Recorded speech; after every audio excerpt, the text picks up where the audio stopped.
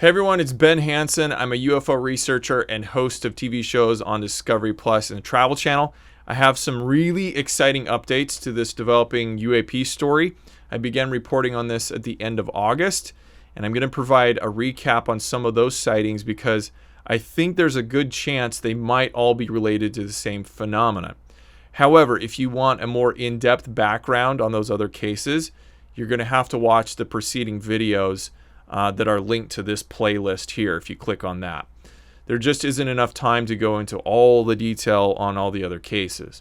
So, on to today's news. So, I'm finally able to report that we have new eyewitnesses, testimony from additional commercial pilots, multiple in fact, who observed unidentified aerial phenomena that matches much of the same description reported by the Gulfstream pilot on August 18th. And within a few days of that report. So in one case, I do have some pretty incredible video that goes along with what the captain and crew witnessed. We're also going to be doing a deep dive into that video that was filmed by the Hawaiian Airlines pilot going from Honolulu to LA. I showed it in the latest update that's in this playlist here, the video that precedes this one. But we're going to look at it again because we really didn't analyze it, and you're going to see why I think it's relevant. It's very similar to this latest sighting. Now, anytime I present video evidence, I also caution people against weighing the whole case with only what they see in the video. Smartphones, especially, are not very good at taking low light video, and you're only seeing a portion of the detail that the human eye can see. Additionally, what I have here is about 4 minutes of a sighting that lasted more than 30 minutes. So there's a lot going on that we're not privy to, and we have to rely on what the witnesses said. So it's only kind of a snippet. The video, I don't think, makes or breaks the case. But I do think that in this situation, it provides a very useful depiction of what the pilots experienced, and we can make useful deductions from it. So having said that, I would encourage you to watch the whole timeline that I'm about to lay out for you. But if you're one of those people who gets so impatient and you want to form your whole opinion solely based on what you see in the video, then this is for you. I'm putting right here the time code where you can go right here, which would be on my left side. You can go to the Hawaiian Airlines sighting and check that out in the analysis, or here on my right side, the time code, if you want to go to the part where we're going to explore this latest one from Southwest Airlines in Missouri. Okay, so now that some of the impatient ones have skipped ahead, if you're still with me, let's start from the beginning. This first pilot sighting in what we're going to call this UAP flap that started on August 5th. Now the same Hawaiian Airlines pilot, his name is Trent, I introduced again in the previous video, was on his way from Honolulu, Hawaii to Los Angeles on flight number 4. You can see the times of that flight here. So you can see here it leaves officially at 9:37 p.m. on August 5th. It's 17 minutes late leaving Honolulu. It gets into Los Angeles at 5:46 a.m. on August 6th. So here's that flight leaving Honolulu. Trent says that the passage across the Pacific, nothing really eventful happened until they got within about an hour of arriving at Los Angeles. Now, the sun hasn't come up yet. It has kind of that glow, you know, that it's almost dawn. But he says they're flying at 39,000 feet, and all of a sudden he sees this very, very bright object, intensely bright, and then it would dim down, okay, almost fade away, and then it would come back up and get bright again. And he was thinking, well, is this a star, right? He's seen a lot of constellations, stars, all the things that you see when you're flying at high altitude and how sometimes they shimmer or twinkle. But he said something wasn't right about it. He definitely did not think it was a star because it was pulsating in such a manner of intensity. He also considered that this might have been some type of, what he said, a geosynchronous or geostationary satellite. All right, so those are the satellites that revolve at the same speed as the Earth. To us, they look like they're staying in one place. But quick little background on that. You can see this graphic I put up here. As satellites rotate, some of them are put in a rotation around their axis, or they fall into one. Space junk also tumbles. You can get reflections of satellites catching the light, especially a couple hours right after dusk and right before dawn. So he's seen these before, and he's seen how they can kind of what we call flare up. Now here's a night vision video that I took explaining to people how this works, because not to debunk everyone who says, oh, look, it's powering up, or, the things they say, but it is something that we look for because you want to kind of time. It's generally something that can be timed with a stopwatch, and you can see that it's following a pattern, okay, when it flares up like that, and really you're just catching the glare of the sun. Now, having said that, geostationary satellites have to be over the equator, not so much geosynchronous. We won't talk about the difference between them, but if you are trying to predict that satellite is always going to be in the same place, so you have a weather satellite, spy satellite, taking pictures. Some communication satellites are like this, like your dish network and things like that. You need to know where the dish needs to be pointed. So relative to us, it's always got to be in that same part of the sky. Okay, so this was not over the equator. As you can see right here, this is directly, not directly east of them, but it's right in front of their track. So a little kind of northeast. So interesting to note is this little waypoint right here called Dinty. Now Dinty is the same waypoint in the same area where the Gulfstream pilot in the first video, that I put out a couple weeks ago, he had his encounter with 4 or 5 objects, UAPs, that were circling his Gulfstream jet as he's heading west out to Hawaii. So in the same area, relatively speaking, we don't know how far out this thing was, but this Hawaiian Airlines pilot and crew sees this light. Now he thinks it's noteworthy, but he's getting ready to land, so there's a lot to do. He can't spend a whole lot of time looking at it, trying to record it, things like that. He did not call it into air traffic control to LA Center, but he takes note of it. He's thinking about it. He's kind of putting it out of his mind after a little bit until August 9th when this happens. So Trent's flying Hawaiian Airlines number 4 again. He's flying with his captain, Chris, who has about 32,000 hours of experience, and they leave the gate about 9:24. And there they are leaving Honolulu. About an hour and a half into it, they find themselves in a cluster of about 4 other commercial airlines. Now, because Trent was very observant and kept meticulous records, he could see on his TCAS, the traffic collision and avoidance system, who these other airlines were.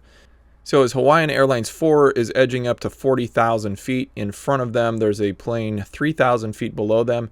We now know with a high degree of certainty, because they made a position report, that was FedEx flight 1814, and they were halfway between them and the waypoint Civet, CIVIT.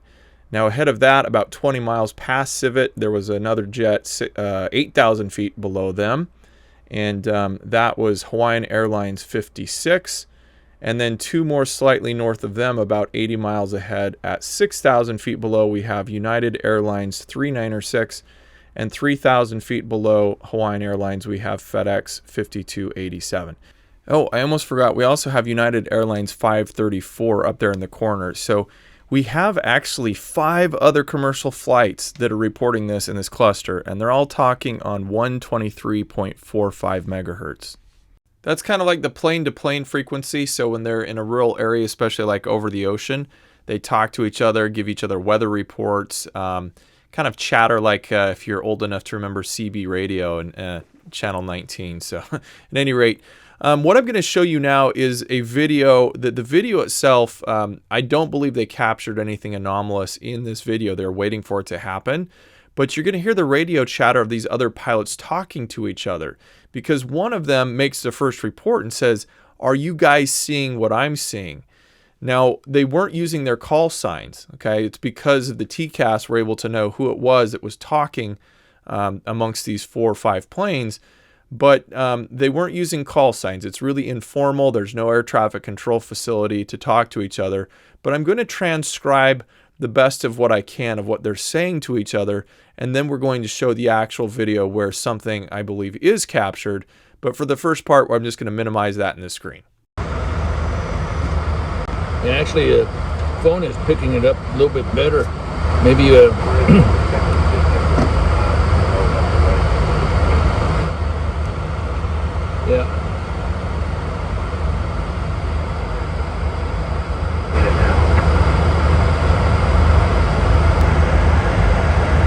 I'm taking video of it. Yeah.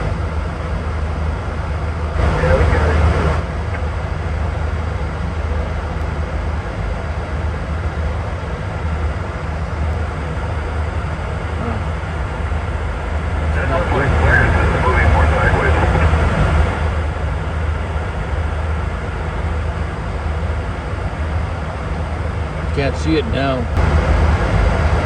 Is it level with the horizon? Negative. It's about 4 inches, maybe 5 inches above the horizon. Yeah, they're farther north than we are.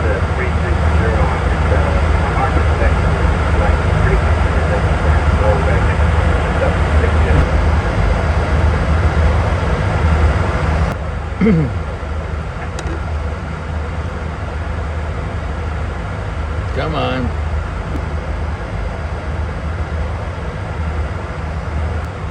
Slight movement, not a...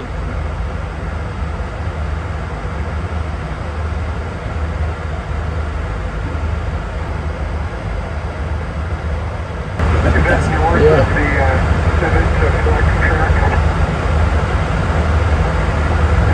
Oh, come on.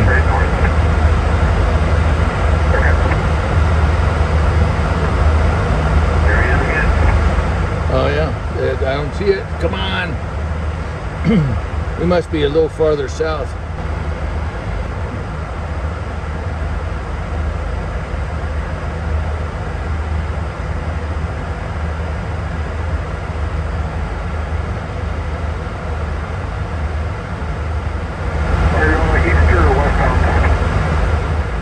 So now comes the good part. I want to show you a little bit of what they were able to capture on camera and what I'm now calling the Racetrack UAPs because of how they seem to maneuver in this circuitous pattern.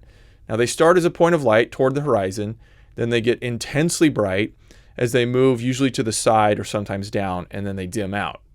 Another one will follow, usually at a slightly different altitude, but nothing is showing up on the TCAS system that would indicate that these are aircraft.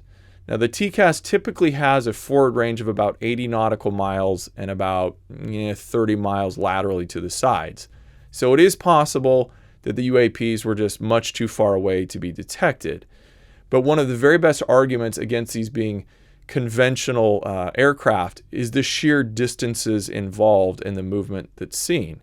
This cluster of commercial flights strings out over 100 miles along this track, and as you can see, there's no commercial flight to the north of them for at least, I'd say, 300 plus miles.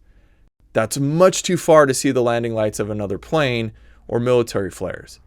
Now, if this was a military op and they're not using transpond or ADS-B, it certainly doesn't make sense that it would stay in the same relative position to all 6 jets from their perspective, because some aircraft in this group, are 100 miles or so apart. Nor is it likely that conventional craft could perform these circling maneuvers for hours as they still keep pace with these commercial flights and they're going, 0.73 Mach or faster. So I have about a dozen videos that were provided to me as they try to capture these UAPs that are appearing and moving.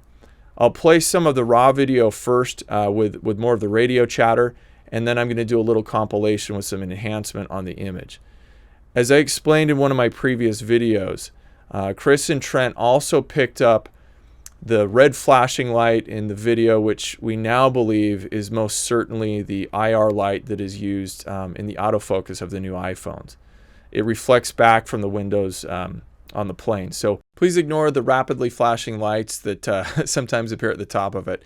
There's also some stationary lights, which are stars. What we're looking at is the focus in the center, just above the horizon. And one other thing, the transcription where it says pilot 1, 2, 3, 4, that's really just my best guess because we really don't know in some cases which pilot is talking and if it's the same one or not. So here you go. Take a look. Okay, there it is. And there, barely see it. Oh, dang it, went away. 1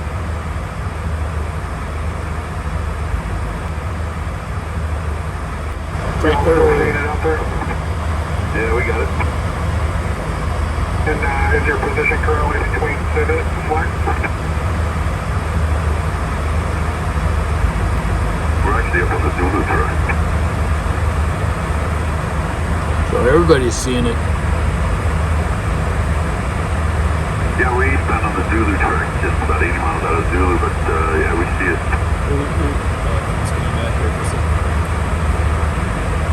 Yeah, we're at 330 right over Civet, and we're looking at it.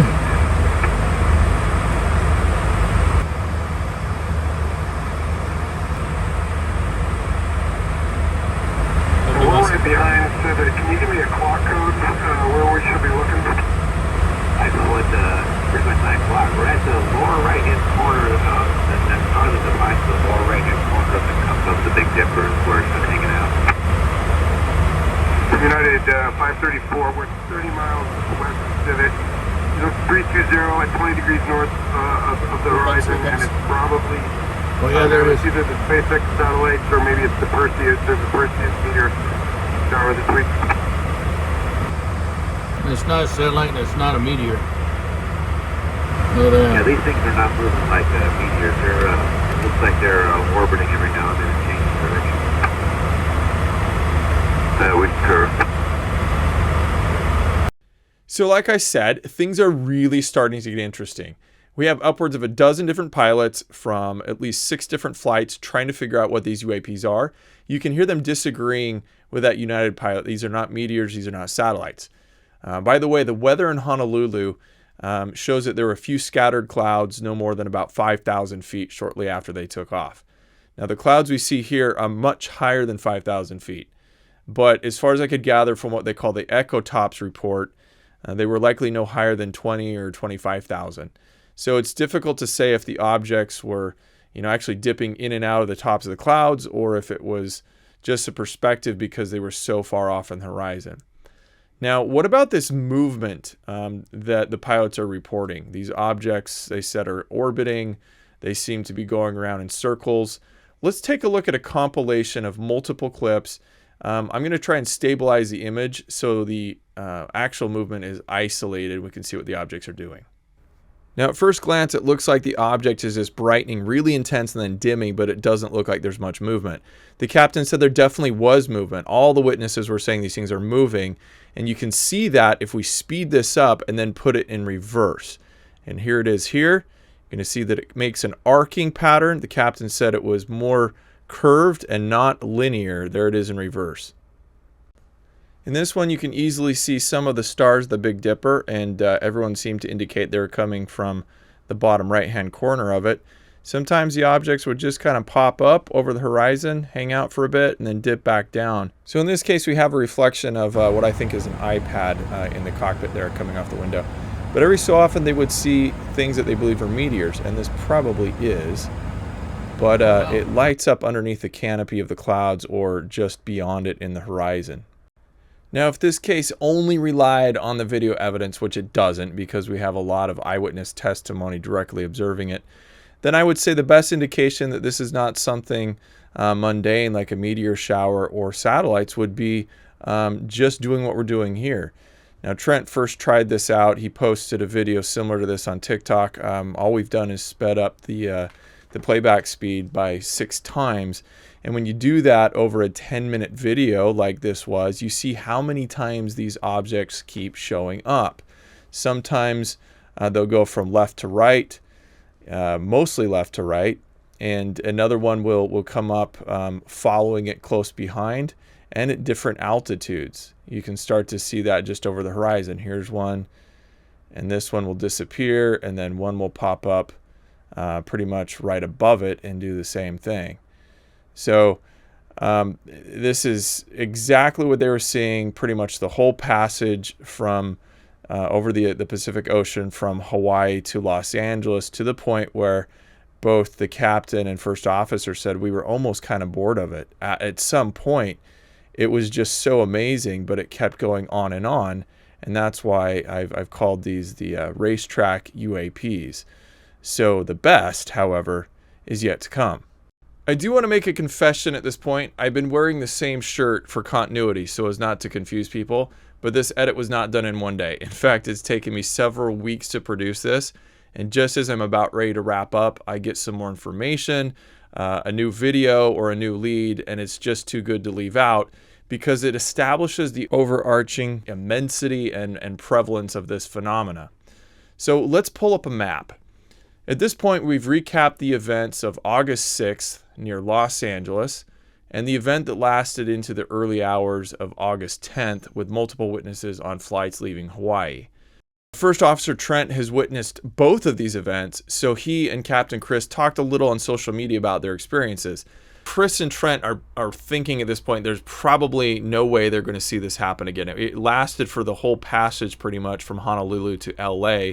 They're seeing it for several hours. They don't know what to make of it. But yet when Chris, the captain, goes on another flight a couple days later, he's floored because it happens again. Now this is on August 15th leaving Osaka, Japan. And you can see here they left at 8:40 p.m. thereabouts. And this was flight 450 with Hawaiian Airlines. So he believes they're about longitude 150 degrees because they're about 2.5 hours into the trip. He knows they are far enough out that they could no longer see the lights of Tokyo. So the crew's looking out the window and he spots 3 UAPs, almost in the exact same location as the August 10th event, looking towards the Big Dipper. So he brings up all of the other crew into the cockpit, the flight attendants, the reserve officer. They all witness this. He even tries doing some experiments to make sure this is not a reflection. He turns off all the strobes, the anti-collision, the navigation lights outside of the plane to make sure they're not getting any kind of, bounce and reflection in the windows. Now there is a reflection with the IR light. Again, ignore the red flashing part. That is from the iPhone. They didn't know that at the time. But they later agree that's probably what's going on. But looking outside of the cockpit, you're going to see one of the UAPs is captured in the footage, gets really intense, and moves like the others were doing. There it is. There's, see the bright one coming up? So you can see it there right above the horizon. Just like in the other events, it gets really bright and then dims down, almost seems to dip over the horizon. Now if we zoom it in, you can see what Trent had described as well in the first event. He said some of these look like they were throwing off sort of sparks to the side. Now, could that be atmospheric distortion? Yeah, that's possible, especially as close as it is to the horizon here. It's also characteristic of some rocket launches that we see. The only problem with that theory is that rocket launches don't last for hours, right? So now, if we take a look and you speed this up and then put it in reverse, you get more of the sense of the movement that this thing is actually taking kind of a curved path, again, the racetrack pattern. We always have to be careful of confirmation bias. So the captain had just had this incredible sighting just a few days before. So if he sees something again that's sort of ambiguous, is he going to attribute this to the same phenomenon, perhaps without using his best judgment? For example, could it have been a star that's eclipsed by the haze, or a distant aircraft with landing lights, or military flares, maybe a weather phenomenon? Well, the weather in Tokyo, which was closer to where they were at this point rather than Osaka, shows broken clouds at 17,000 feet. Hawaiian 450 is flying at 39,000. So from their angle, yes, part of the horizon might be obscured. However, these objects are maneuvering several degrees above this relative cloud line.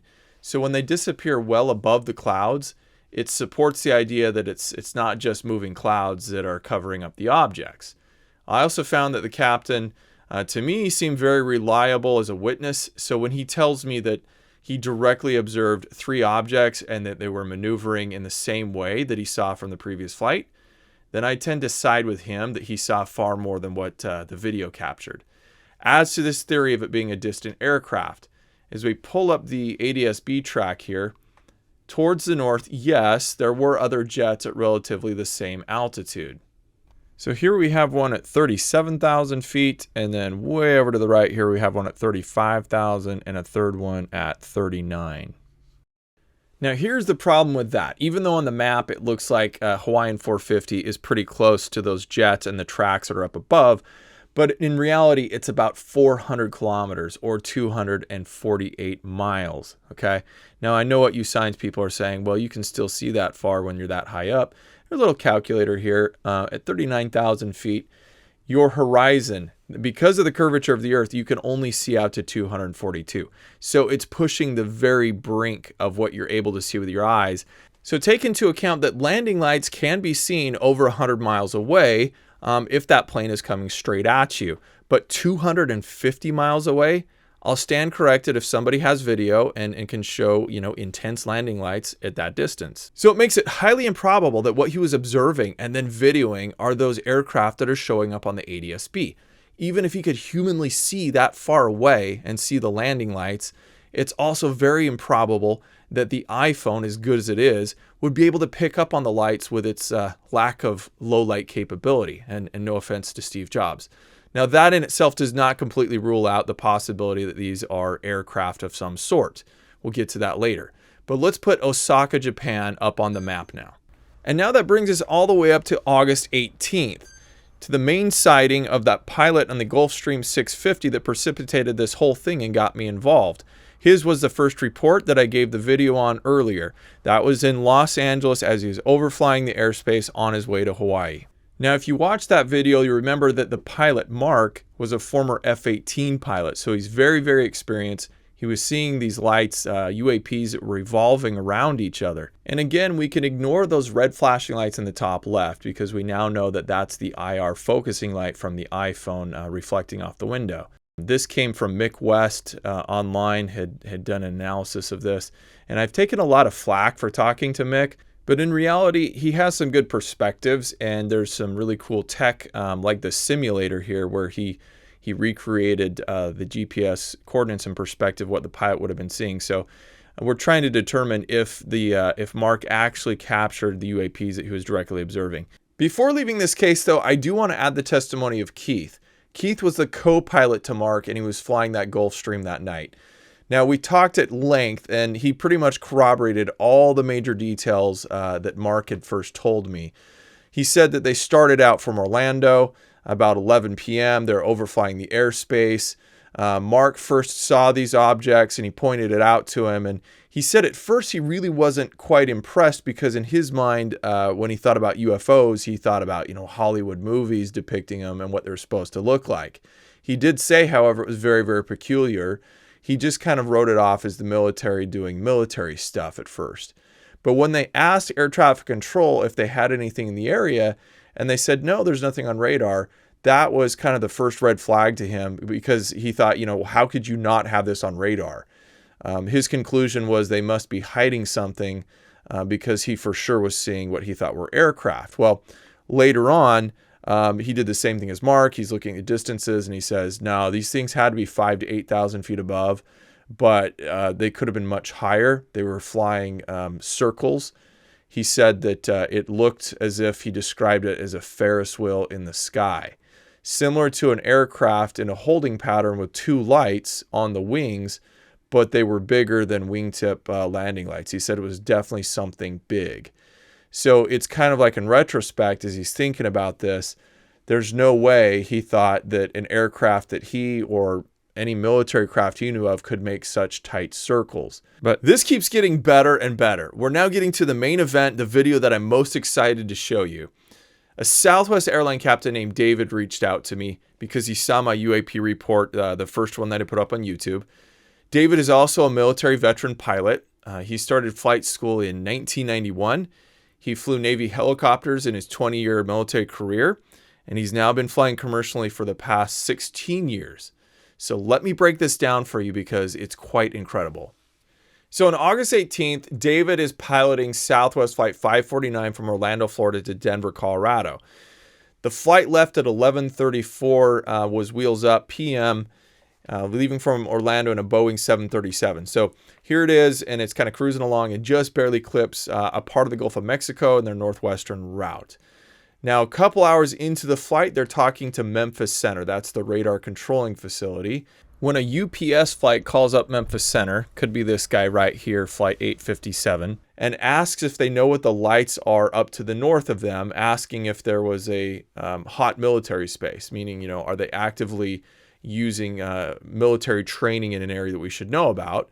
Air traffic control said there's nothing on the radar that looked unusual, and no, they had not had any information from the military that anything was active at the time. There was another flight, the United flight chimed in and also said that they saw them. So within just a few minutes of these two reports, David and the first officer spot these UAPs.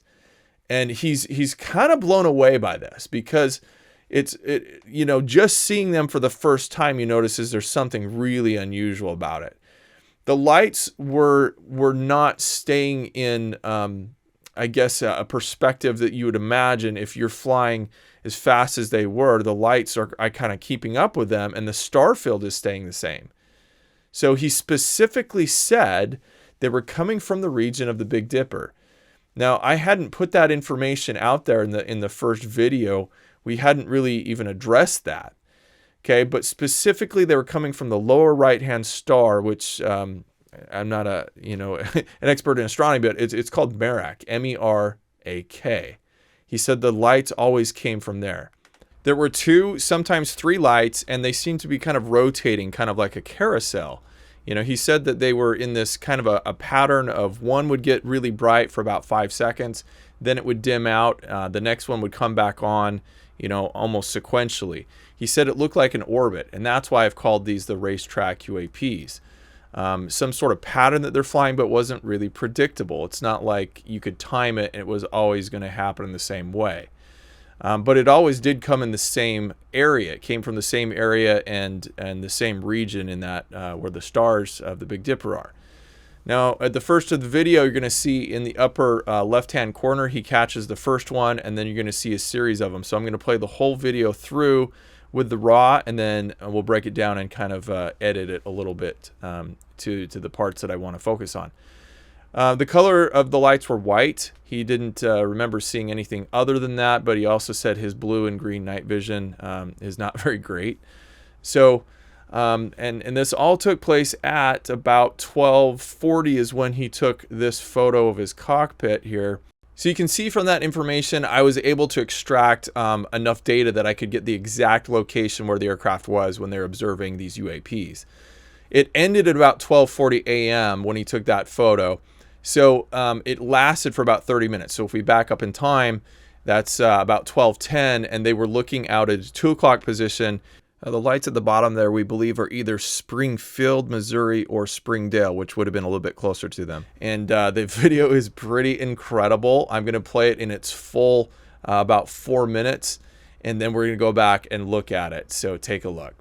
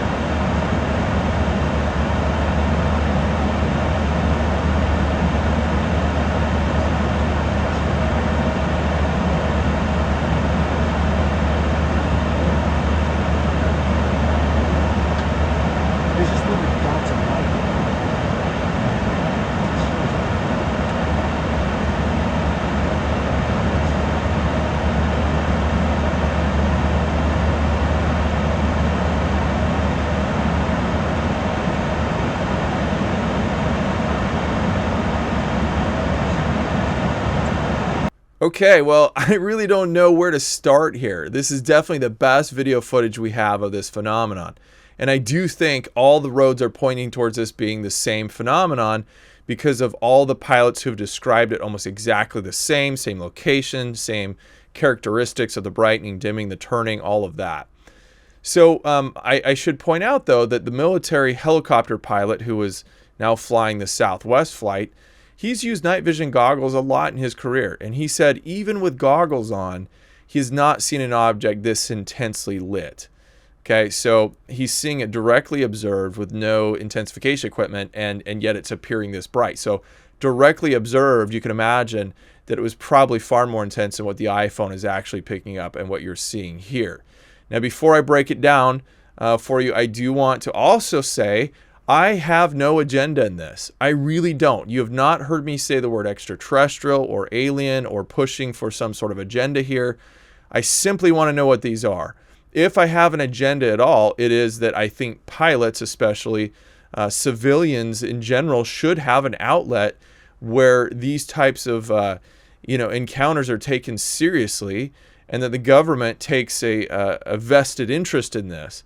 Because right now they're just focusing on the military sightings and things that are coming from that. Yet we have this anonymous video, not just one, but many, and now multiple witnesses, and we don't have an explanation for it. So that is my agenda. Okay, I'm kind of going out on a limb here because it could be in a couple weeks or so we find out what these things are. We just maybe haven't seen them before. A man-made object in a strange observance.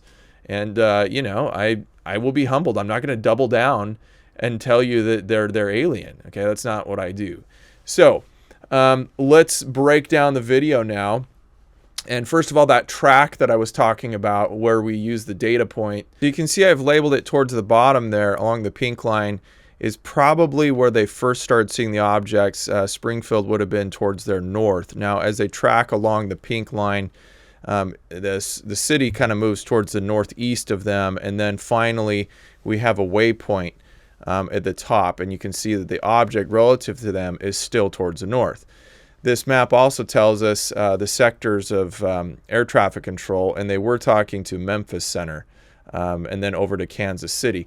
Problem is they were transiting, they're talking to many different sectors of air traffic control, so it's hard to kind of pinpoint where they were when they made those calls, and therefore I had to file Freedom of Information Act request. So you're not going to hear any of the radio chatter in this segment. We're waiting for those FOIA requests to come back. Now, looking at the video itself, the couple parts to highlight. Basically, the 2 and 3 lights that keep coming back. Take a look at this here. You can see that it's brightened the image just a little bit. And he captures the first ones I don't think he even realized were in his view until a little bit later here. Now, the reason that the camera is having trouble focusing is because the actual objects are intensifying in light, and that's throwing off the autofocus. You can see the stars, which I'll point out in just a second, are sort of still pinpointed. It's the objects themselves, the UAPs, that are changing in intensity. Now, these 3 lights right here, those are stars. That's the Big Dipper. And in a different part of the video, he captures the 4th star, which is the whole kind of bowl of the Big Dipper, and the bottom star is Merak. So the objects are coming right out from the quadrant that the other pilots described. In this case, you have 2 of them, and they kind of dim away. And then in this part of the video, a 3rd one joins, and it creates this really kind of cool looking triangle. The pilots, most of them I talked to, didn't think it was one solid craft of any sort, but it did seem to kind of synchronize, as it looks like they're kind of joined together in this motion as they come through. Almost as if they're revolving and turning and in synchronicity, but no one can say for certain. And if we speed it up, you can kind of see as we put it in reverse and then forward again, it's definitely 3 objects passing in front of that star Merak. There's still a lot for me to do and follow up on this August 19th event, but remember, air traffic controllers announced that radar didn't show any traffic in the area. The military hadn't notified them of using the airspace, and the captain's TCAS wasn't showing traffic either. So I don't really expect the radar data from the FOIA on its way is going to show anything, yet there are physical objects or light anomalies clearly in the sky that are not stars. My thanks to David for reaching out to me and sharing the video and his testimony. So let's pull up the map here and post this event. At this point, we have sightings practically as far west or east, depending on how you look at it, as Japan, all the way to Missouri in the Midwestern United States. Now, if anyone is still not convinced that this is a global phenomenon, I was about to wrap up this report when I got a message from the Hawaiian Airlines pilot, Trent, and then a few days later from the Gulfstream pilot, Keith. They both independently informed me that they had witnessed the UAPs yet another time and within hours of each other on September 23rd. My birthday, might I add. So to close out this update, I have to tell you both of their experiences. Keith was flying the same Gulfstream 650 as before. Now this time he was going from Van Nuys, California to Boston, and his co-pilot was Don, yet another retired Navy pilot. I also spoke to Don for quite some time, and he has quite an impressive resume.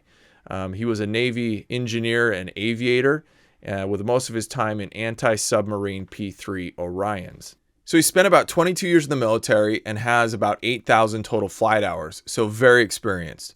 Now, on the night of the 23rd, or I should say the early morning, he's with Keith, and they are flying at 47,000 feet.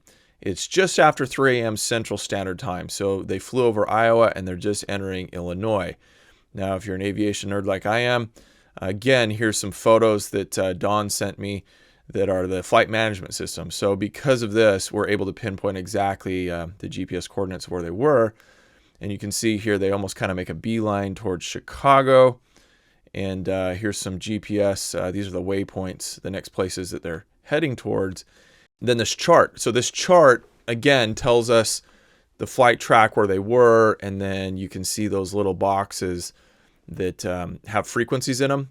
That tells me that they should have been talking to Chicago Center, the radar facility. So they're cruising along. And it was Don first who said that he saw something at about the 11 o'clock position. And he didn't tell Keith at first. So Keith was like, man, why didn't you say something? But he'd been watching these for about a couple minutes before he pointed it out. All right. So he said they were looking out the window, and there was a light that would get as bright as Venus, okay, on a black night. He said it was so much brighter. It would stay bright for about 5 seconds, and then it would dim down. At one point, there were 3 of these completely illuminated against a star field in the background. He said they could definitely see that they were moving the stars behind them, against the stars, I should say. And the relative distance between the objects didn't change, so he was thinking it probably was not like a giant triangle, like one structure, exactly what the Southwest pilot said, right? So he watched it for about a minute or two, and then he points it out to Keith. He saw one of them, he said, that was fairly bright when he took the video that Keith did. As it turns, that's the only one that he captures on the video, is the last turn. They kept looking at it for about 2 hours later and never saw anything again. Now, Keith did report this on the radio. He said they called it in and asked the controller if they saw anything above them in their 11 o'clock position. And air traffic control said no. Very similar story, right? But Don did point out that the TCAS system really only gives them alerts when there's a conflict, a potential conflict collision of something that might be about 2,000 feet above or below them. So he didn't expect that TCAS would show anything, but he said it was definitely up there. It was way up high. So the total duration lasted about 5 minutes. And the UAPs went in and out of this phasing in and out thing about a dozen times. There weren't always 3 lights. Sometimes it was just 1 or 2. And again, very similar to what everyone else was saying, the pattern was random. The whole cycle of the brightening and the dimming lasted about 20 seconds, and then another wave would come in and the same thing would happen. Now, he thought the shape of it was probably kind of like balls, spheres, but he wasn't sure.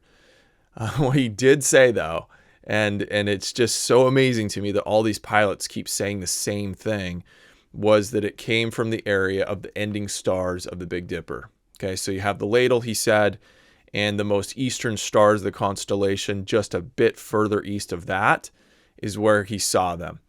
He didn't think that they were changing colors at all, but he did say, man, it's possible it had like a red tint as they started to dim down, but he thinks that color difference may have been atmospheric distortion. So before we show the video, and I will say the video, unfortunately, is out of focus. It's not much, but it does document that there's a light in the sky. So again, we're not relying on the video to make this case. But he said the UAPs were about 10 times brighter than the brightest star in the photo that you see here. Okay, now the photo here shows the city down below, which I'm not exactly sure when they took this. I was trying to match it up. It could be Chicago. It could actually be looking back as they pass Chicago, or it could be Detroit. But I'm not sure. But this is kind of gives you an idea of what the star field looked like and how bright those stars were. So he said the UAPs, which are not depicted here, were 10 times brighter than that. All right. And also ignore that little purple spot off to the side. That's probably just a reflection of maybe the IR light from the phone. And the same thing, it might be at the top, there's not really clouds there. He said that was probably a reflection of something inside the cockpit. What they saw, however, was definitely outside of the cockpit. So I'm going to play that for you here now. Again, really, really happy that he attempted to take video of this, and it does show that something is in the sky. Okay, something that fits the direct observation description that everybody else was saying. So here it is.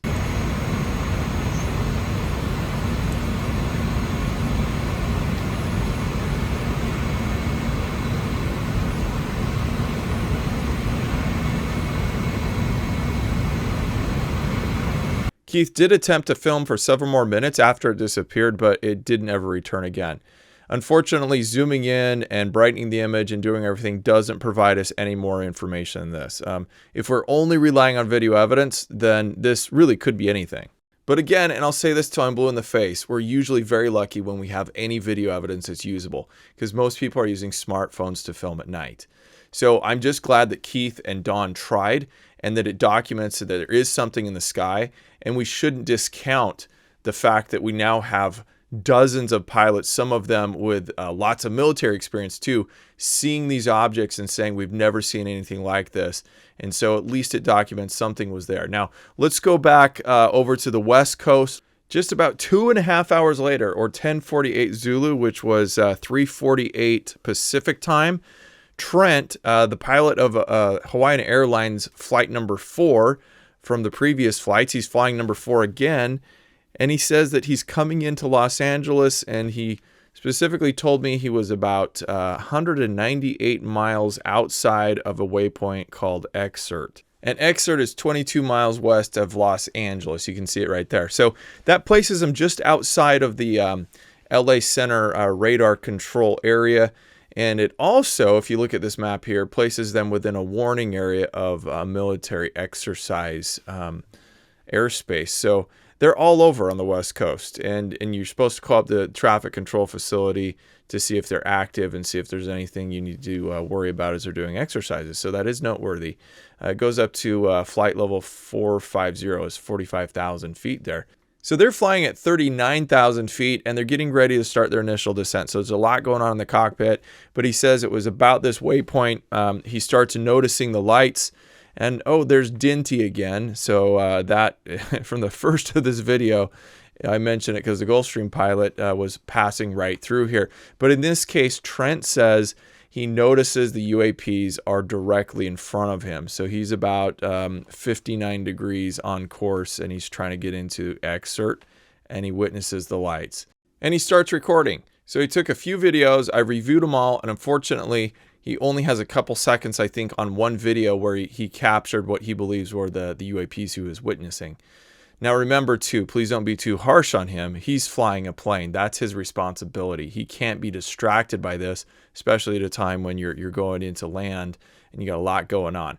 So here's the video. I will stabilize it in just a second, and we'll see if we can get enough information to see what's going on. Delta 370, flight level 370 approaching approach. Delta 370 on thing, that's on 2424.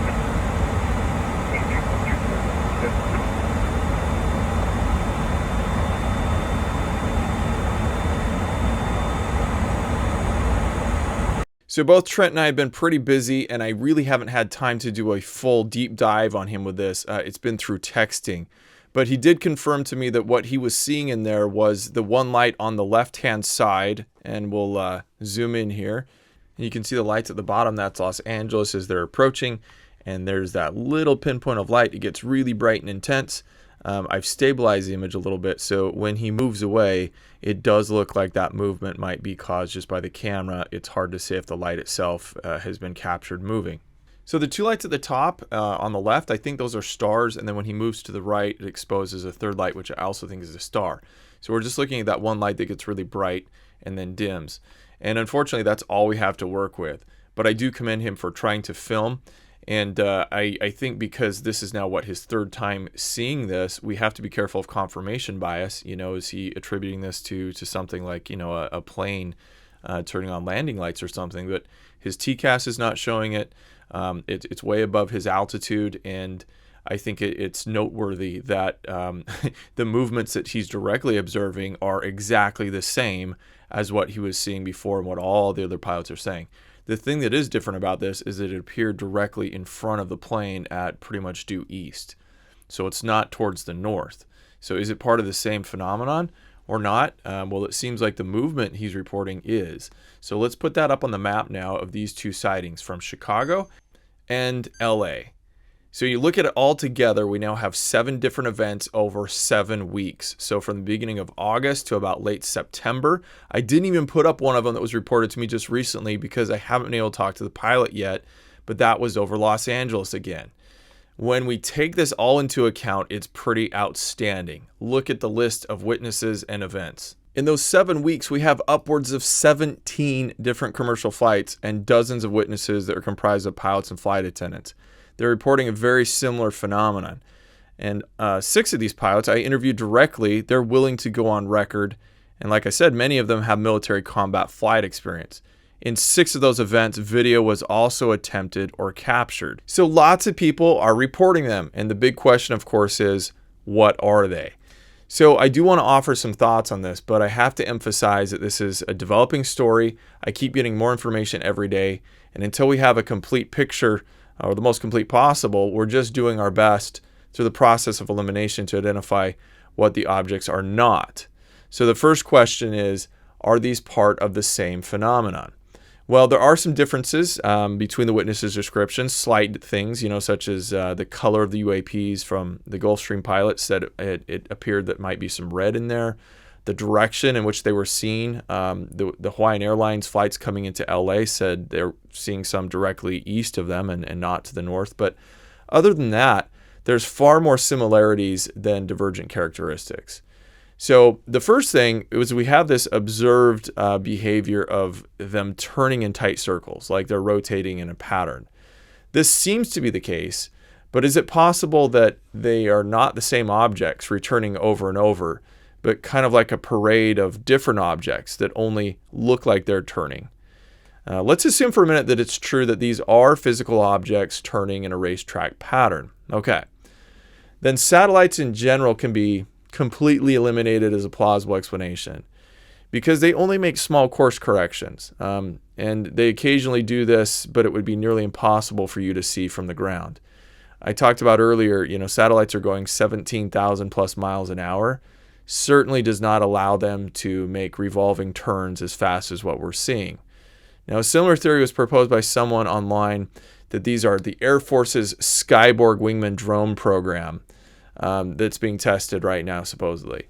Well, basically, this is the next generation of unmanned drones that can fly autonomously or be controlled by, let's say, an F-35 pilot. Now, that's a nice theory, but it doesn't make sense that a conventional aircraft would be able to keep pace with commercial flights, going at 0.78 Mach or more, while it continuously is doing circles for hours and it stays in relatively the same, position compared to the stars. So I think we're probably looking at objects that are way up in the upper atmosphere or low orbit. In that case, the angular distance that they're covering in real time as they turn and move, it absolutely precludes the possibility that they're man-made physical objects using conventional, known technology. So it'd have to be highly advanced propulsion, inertia displacement, all that stuff with physics that would have to be involved. Now, going back to the satellites, I talked about geostationary satellites at the beginning of the video and how they can seem to hang out in the same position of the sky all night. So when the sun hits them, they can also flare up and intensify. So they're seen as very, very bright. But as I said, geostationary satellites, they have to be placed directly over the equator. And all of these sightings have taken place to the north or to the east, at least north of 22 degrees latitude, and usually farther north than 33 degrees. Okay, so they're also not non-synchronous satellites because they've been seen in the same part of the sky for 20 minutes to several hours. So if you look at satellites that track across, the whole sky, here's, for example, Starlink. All right, a train of satellites like this crosses between 1.5 to 3 minutes.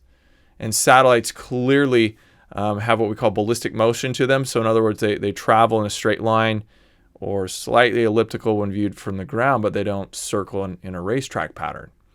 At any rate, the Racetrack UAPs have been seen at all hours of the night, and it leaves that possibility that they are most likely self-illuminated, or I guess they could be hundreds of miles above the Earth and they're catching a reflection of the sun. Okay, so now I'm going to play the part of a harsh skeptic here because I'm going to take the viewpoint that the UAPs are not turning in circles. Could they then just be satellites? What's really weird is that they're almost always observed just inside or to the right of the Big Dipper in a very small region. It's almost as if somebody pulled back the curtain and we can see through to the other side, where they're maneuvering, since they seem to be only visible as they emerge and in this area then disappear not too far away. I see objects brighten and dim quite frequently when satellites cross the sky and then dip into the Earth's shadow. They almost instantaneously vanish. Now, consider that there's 3,000 to 4,000 Starlink satellites in orbit right now, and we didn't even have these just a few years ago. So here you can see the Starlink tracker, and you can see just how far north some of those Starlink orbits go. So is it possible that what we're seeing are individual Starlink satellites? I'm not talking about the whole long train of them. I'm saying after they've dispersed, could they be coming through individually one after another in some section of the sky where the sun is reflecting on them? The problem I have with that is that I've never ever seen any part of the sky that reflects only in that area, meaning like you'll see a satellite come across and then it disappears because that whole half of the sky is entering the curtain of the Earth's shadow.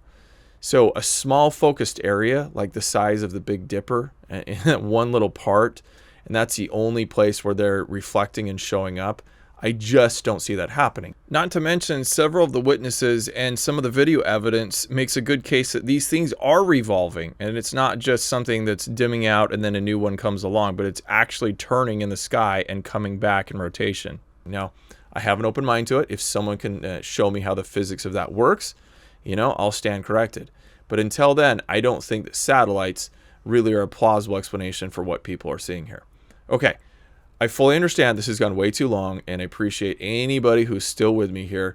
But I do have to just mention that some people have brought up the theories of space weather, like the Northern Lights.